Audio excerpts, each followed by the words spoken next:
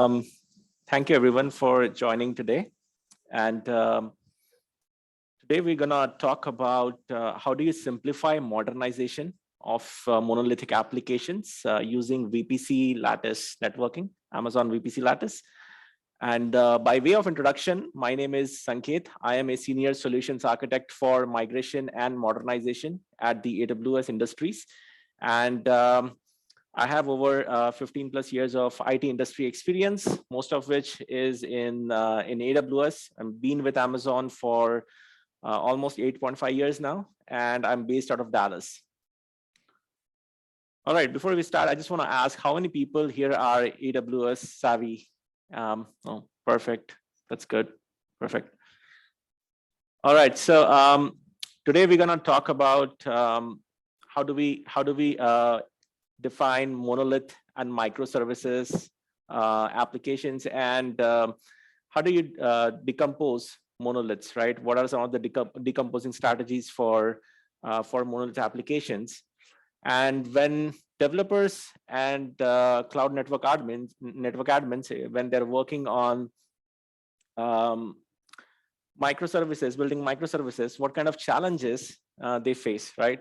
So the challenges will be from the network and application layer perspective. Then we will discuss Amazon VPC Lattice, which is a pretty new service. We launched it back in reInvent 2022, and we will discuss its basics and security. And then Amazon VPC Lattice in the context of microservices. So how does it works with microservices? Then we will discuss how Amazon VPC Lattice can solve modernization use cases, such as breaking down the monolith applications and solving application dependencies. And then last but not the least, we will dive into discussing microservice deployment strategies using Amazon VPC Lattice and summarize it. All right, so the basics first, right? So we have the monolith application.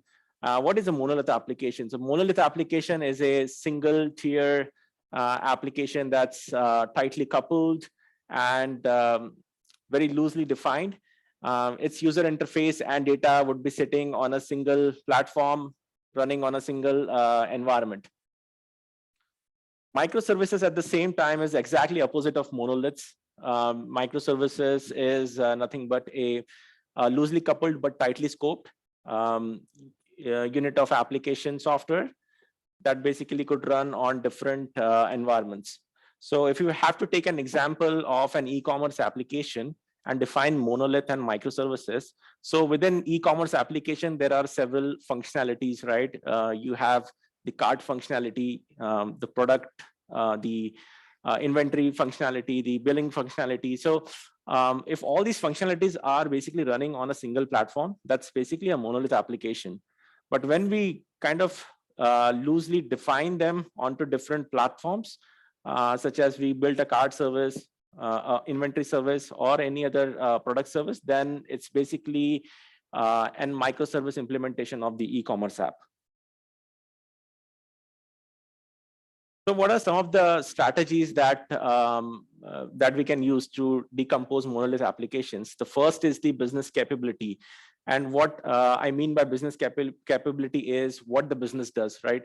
So for an insurance company, a business could be doing sales, marketing, customer service, right?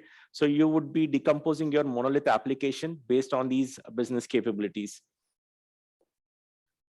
Business capabilities could be further subdivided into subdomains. So within the marketing domain, you could have analytics and then campaigning as services, right? So you can have microservices built based on the subdomains. Transactions in a distributed system. Applications could be using multiple services to complete a full transaction. So the idea behind using transaction mechanism is to basically group all the microservices together based on a single transaction.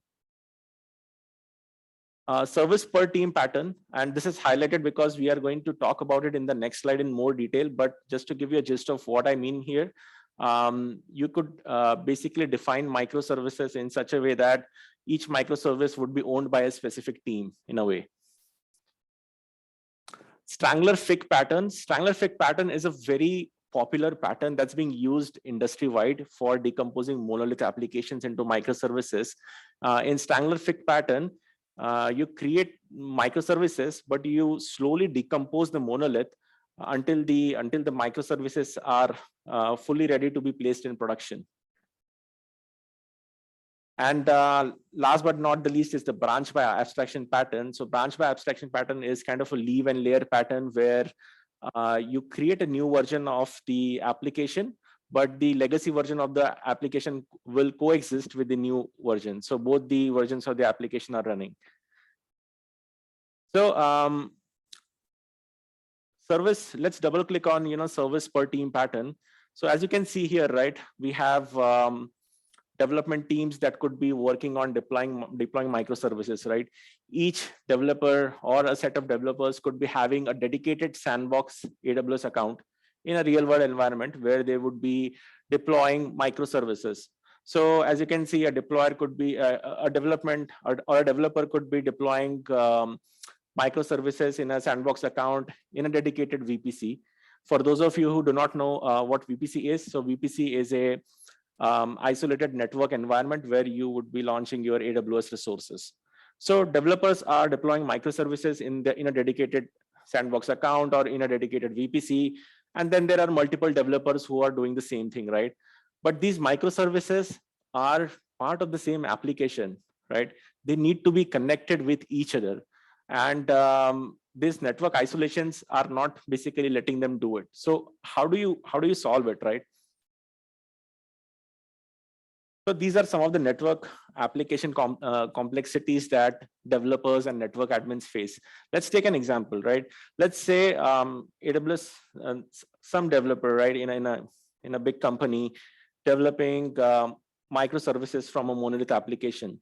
They deploy the microservice version in a specific VPC in an AWS account. Okay.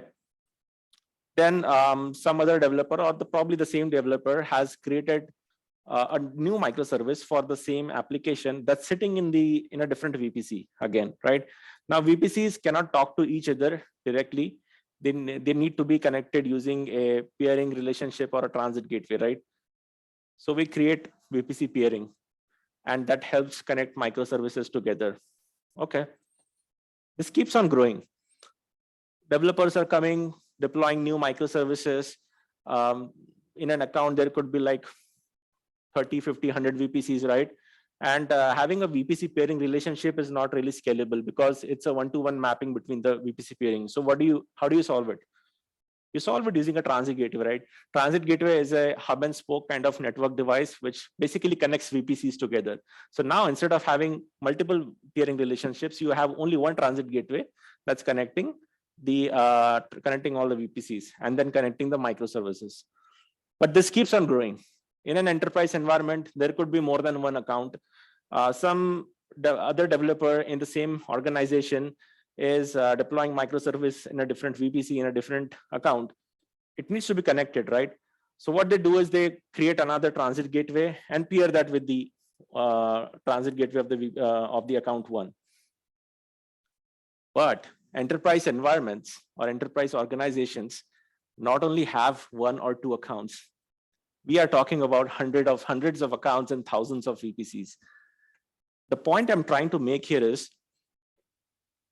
you can add more and more network devices like internet gateway, VPC, private link, transit gateways. You will have thousands of route tables on each one of them. You could be managing so many routes, so many peering relationships that it really gets difficult for the network admins to develop or to maintain all these network devices, right? So that's a networking problem from network admins perspective. From the developer's perspective, when they're deploying these microservices, they have to worry about how the microservices connect with each other, right? So that's also an increasing time to market kind of problem for developers. Similarly, this is layer 4 or layer 3 network problems. There could be layer 7 application routing problems also, right? Where you want to have a consumer that's sitting in account 1 and wants to talk to the microservices that's sitting in some other account, right? And you need to implement some sort of path-based or host-based routing. So again, you need to implement a API gateway with a network load balancer or an application load balancer to do path-based or layer 7 routing. And in an actual enterprise environment, this is how it would look like. And you might be looking at this diagram and wondering, okay, do I have to really, understand all of these things, right? Same kind of idea a developer also has, right? Developer doesn't have to worry about all these private links, load balancers, network devices, right? It's not really for the developers to be network wizards. So how do we make it simpler for developers and network admins to connect and deploy microservices securely? So back in reInvent 2022, which was last year, Amazon launched Amazon VPC Lattice, which basically helps connect services together securely, and it basically bridges the gap between the developers and the network admins. So Amazon VPC Lattice has 4 concepts in general. The first is the Lattice Service Network. The Lattice Service Network is nothing but a logical boundary that defines that basically spans across VPCs and accounts, and you can also apply certain common access and observability policies on them. Now, within the Lattice Service Network, you could have Lattice services that are nothing but a unit of software running or a unit of application, right? And that could be hosted on either serverless environments or containers or Kubernetes clusters. Lattice Service Directory is a centralized registry of services. And fourth is the authentication policies, which are nothing but IAM resource policies that can be applied on the service network itself or on the services to do request level authentication and context specific authorization. So if you look at this diagram here, you can see that there are 3 services: service A, service B, service C. And these are Lattice services. When I say service, I mean that these are services in the context of VPC Lattice. And the square that encapsulates them is basically nothing but a service network. VPC Lattice security has 3 layers of security. The first is the service and the VPC association. So when you create a service network and the Lattice services, you need to associate Lattice services with this Lattice service network. And the consumers of those services also need to have their VPCs associated with the Lattice service network. We will look into that in more detail in the next slide. But just know that with the service associations and the VPC associations, you could implement a layer of security.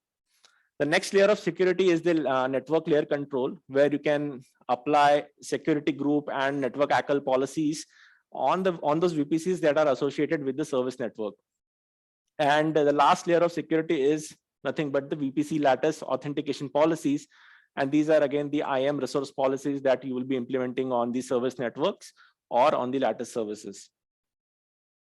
So how does Lattice works in the context of microservices? Now let's say microservices are being deployed by developers in account A and account B. It's sitting in the service VPC. In the account B, it's sitting somewhere within the region context, right? Now you want to connect these services together, and you also want to have this consumer talk to these services, both of them, right?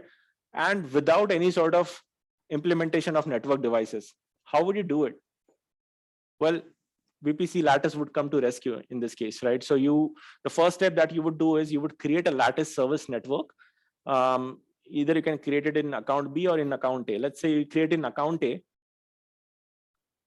You can share this Lattice service network with the account B using the resource access manager service. Now, for those of you who do not know what's a resource access manager, it's a service provided by AWS that helps share your resources and services across accounts. So you can now share service network with account B.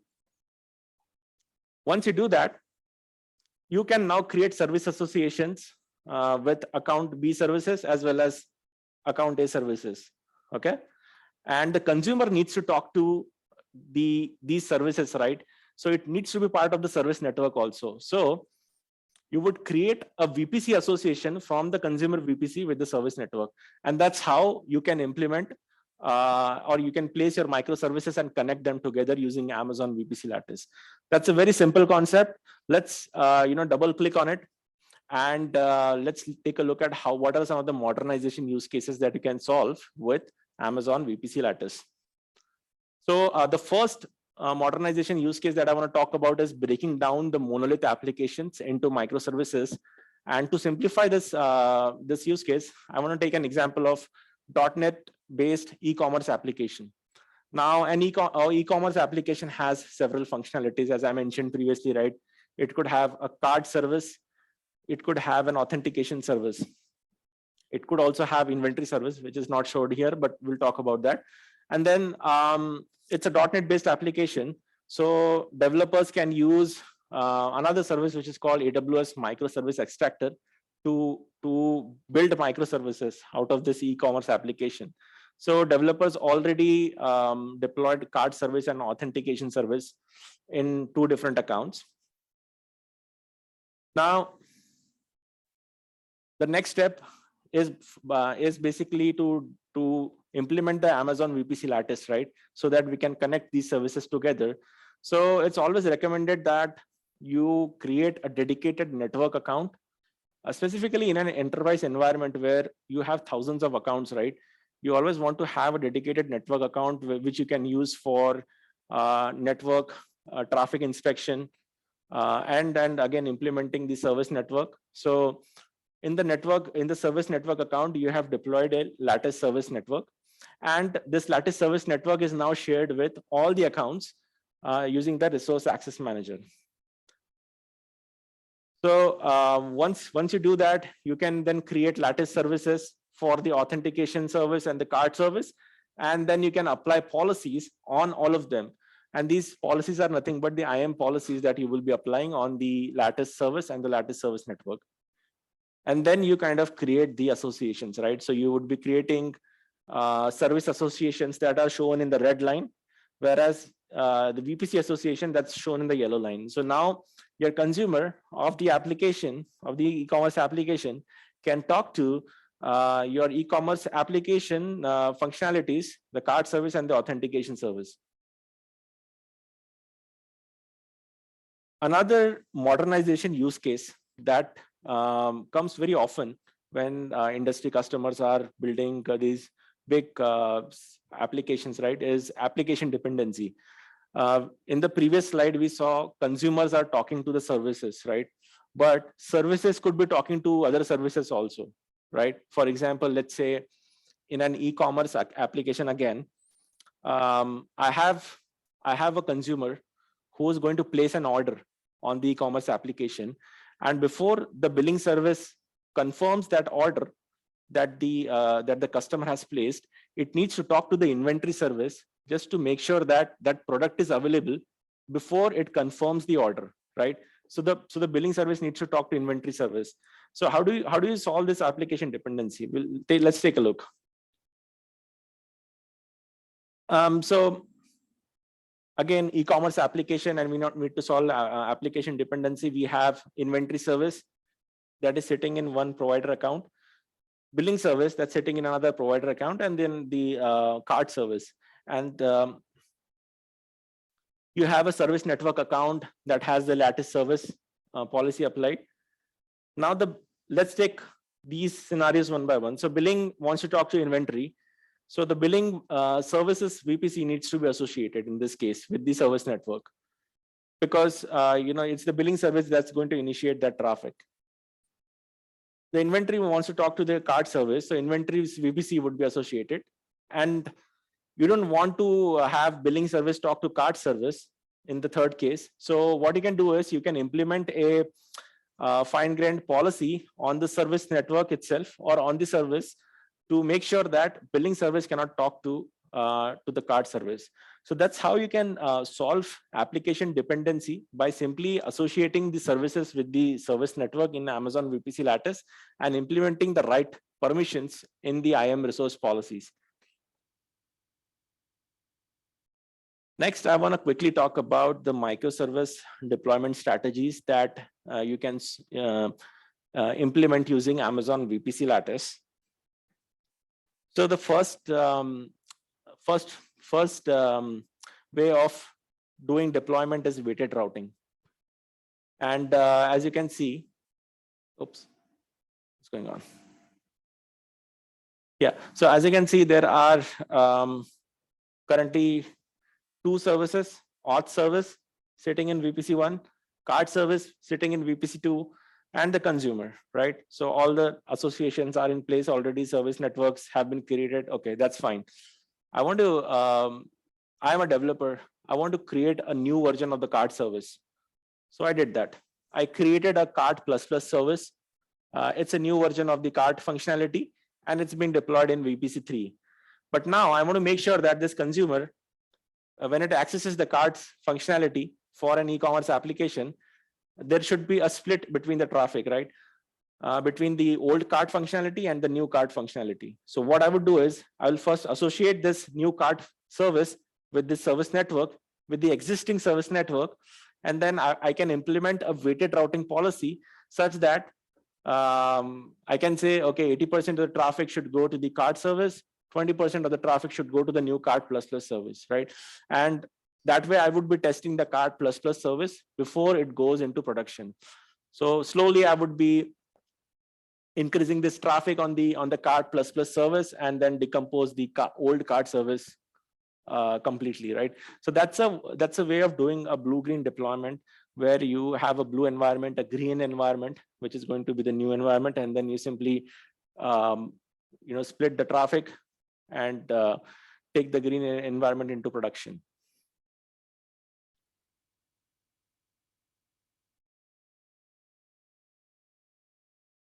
So the next is path and host-based routing. You can, with Amazon VPC Lattice, you can also do path-based routing and host-based routing. For example, the consumer, when talking to a specific service, if they are accessing the /API/cart path of the domain, then it should go to the card service. If they're accessing /API/auth, then it should go to the auth service. Similarly, if you can also implement host-based routing, where you can have the auth.example.com traffic go to auth service, and then card.example.com go to card service.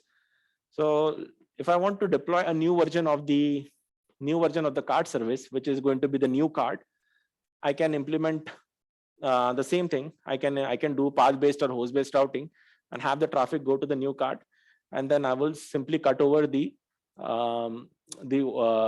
traffic from the card functionality to the new card functionality, right? So this is one time straight cutover of the traffic. It's not a slow decomposition of the old monolithic old microservice. So that's how you can use the feature within Amazon VPC Lattice, which is basically the path-based and host-based routing to do deployment. So I know we only have like 7 minutes left, so I just want to quickly summarize what we talked about. VPC Lattice implement service-to-service communication. It basically helps you connect services together and securely with by implementing zero trust architectures. Then VPC Lattice helps with implementing a permanent network strategy for your for placing your microservices.